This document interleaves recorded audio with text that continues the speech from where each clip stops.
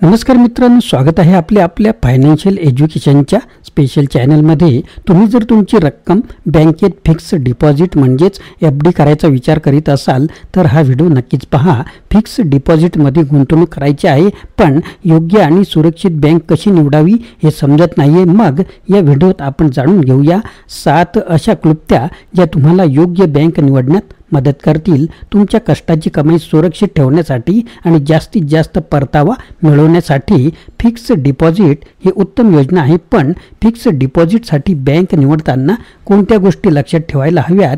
Fix डिपॉझिटमध्ये गुंतवणूक करताना योग्य बँक निवडणं किती महत्त्वाचं असतं याची कल्पना तुम्हाला आहे का? सुरुवातीला पाहूया FD विषयी काही महत्त्वाचे प्रश्न, याचे उत्तर तुम्हाला या व्हिडिओत मिळणार आहे।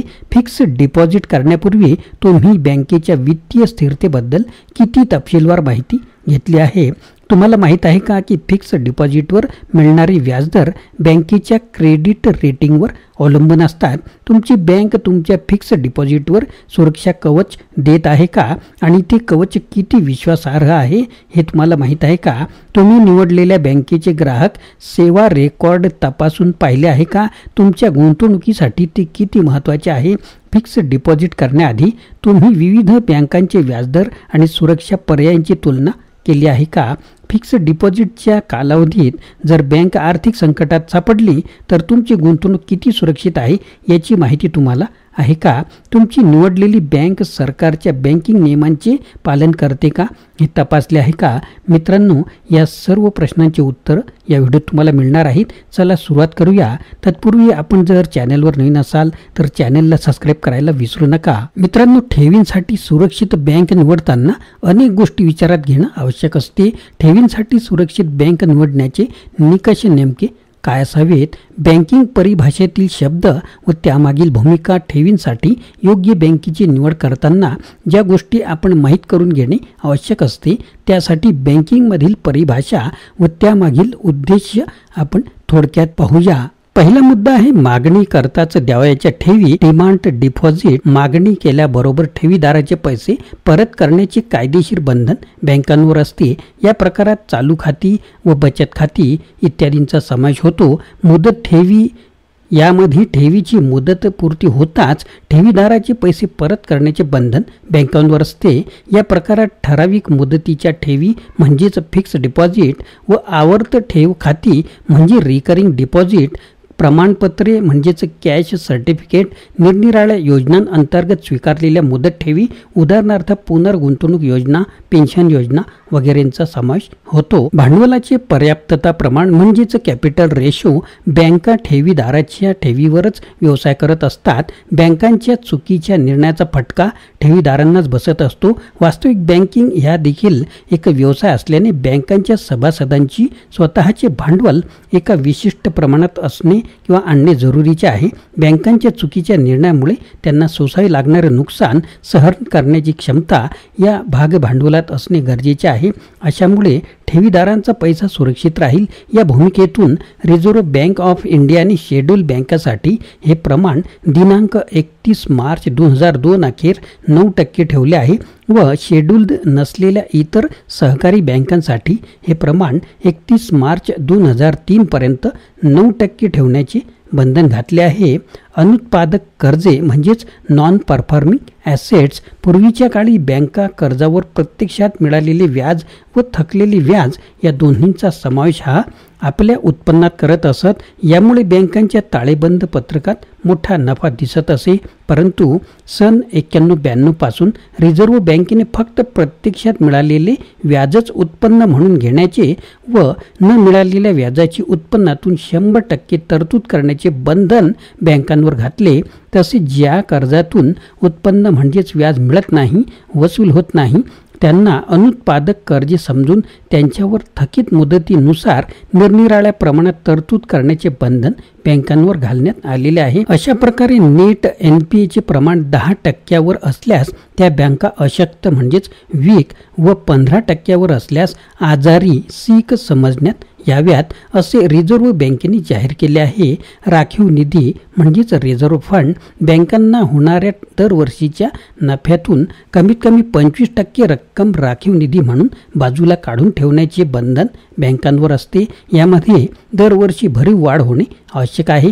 राखीव निधीचे प्रमाण एकूण भांडवल व देणी यांच्या 5 ते 6% असावे. कर्जाचे एकूण जिंदगीशी प्रमाण म्हणजेच CD रेशो हा बँकांचा मुख्य व्यवसाय डिपॉझिट स्वीकारणे व कर्ज वाटणे हा आहे.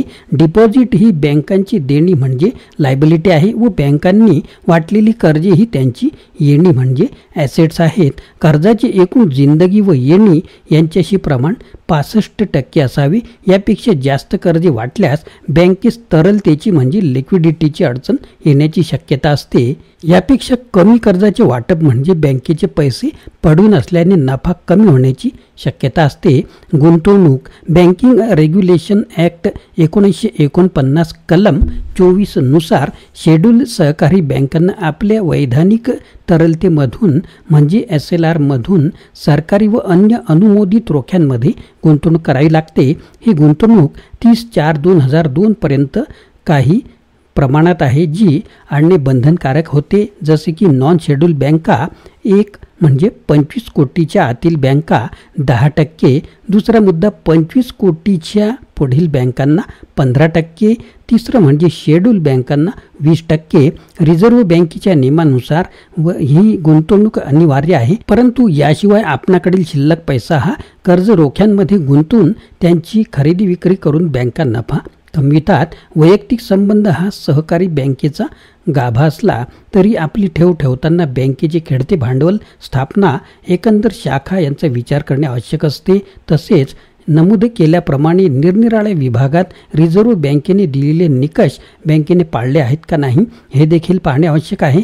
यामध्ये भांडवल पर्याप्तता, अनुत्पादक कर्ज म्हणजे NPA, राखीव निधी, ऑडिट वर्ग व कर्जाचे प्रमाण यांचा प्रामुख्याने विचार करणे आवश्यक असते. पूर्वीच्या काळी बँकांच्या ठेवीवरून बँकांची आर्थिक सक्षमता ठरविली जात होती. आता मात्र बँकांच्या NPAच्या टक्केवारीवर बँकांची सुदृढता तपासली जाते. रिझर्व्ह बँकेच्या मार्गदर्शक तत्वानुसार NPAचे निव्वळ प्रमाण हे 15%च्या वर असणे म्हणजे बँकेच्या बुडीत कर्जाची पातळी धोक्याच्या वर असल्याचे मानण्यात येते. भांडवल पर्याप्तता म्हणजे बँकेचे भाग भांडवल हे 9%च्या वर असल्यास उत्तम समजण्यात येते. राखीव निधी जेवढा जास्त तेवढी बँक सुशिक्षित किंवा सुस्थितीत समजण्यात येते. बँकेचा CD रेशो म्हणजे बँकेच्या एकंदर ठेवी व कर्ज यांचे गुणोत्तर प्रमाण होय. हे प्रमाण जर 60 ते 70%च्या मध्ये असल्यास उत्तम समजण्यात येते. जर हे प्रमाण 60%च्या खाली असल्यास बँकेचा निधी कर्ज वाटपाअभावी पडून असल्याने बँकेस आवश्यक तेवढा नफा कमवता येणार नाही असे समजण्यात येते. व हा रेशो 70%च्या वर असल्यास जादा कर्ज वाटपामुळे बँकेकडे रोख तरलता म्हणजे लिक्विडिटी कमी असल्याने एखादी वेळेस रोख रकमेची जादा मागणी आल्यास बँक अडचणीत येण्याची शक्यता गृहीत धरली जाते. तर मित्रांनो, या 7 क्लुप्त्या लक्षात ठेवा आणि तुमच्यासाठी योग्य आणि सुरक्षित बँक निवडा. गुंतवणूक करताना विचारपूर्वक निर्णय घ्या, कारण तुमच्या पैशाची सुरक्षितता सर्वात महत्त्वाची असते. आशा करतो की या टिप्स तुम्हाला फिक्स डिपॉझिटसाठी योग्य बँक निवडण्यात मदत करतील. सुरक्षित गुंतवणूक हेच आपल्या आर्थिक भविष्याची गुरुकिल्ली आहे. त्यामुळे योग्य निर्णय घ्या. या व्हिडिओत दिलेल्या क्लुप्त्या लक्षात ठेवून तुमच्या फिक्स डिपॉझिटसाठी योग्य बँक निवडणे हे आपलं काम आहे आणि तुमच्या गुंतवणुकीला सुरक्षिततेचं एक कवच द्या. तुमच्या सर्व प्रश्नांची मनीमेव मराठी सोबत राहिल्यास उत्तर मिळत राहतील. हा व्हिडिओ आवडल्यास लाईक करा, शेअर करा आणि चॅनलला सबस्क्राईब करायला विसरू नका.